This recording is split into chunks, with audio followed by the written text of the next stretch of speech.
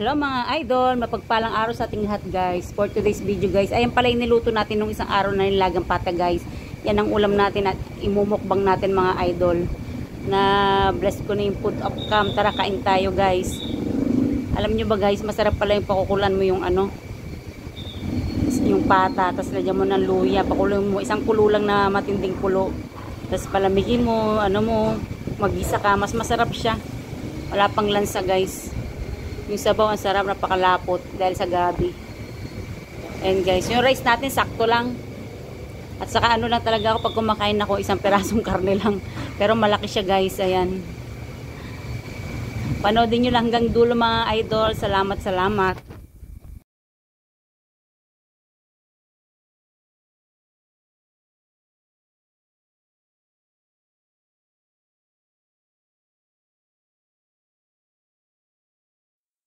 Ano pala guys, sausawan pala natin is patis at saka sili. Kaso guys, yung sili ko isa lang, naubos na pala yung sili. Kaya bibili ulit tayo ng maraming sili. Alam nyo naman, sili is my life, my favorite sili.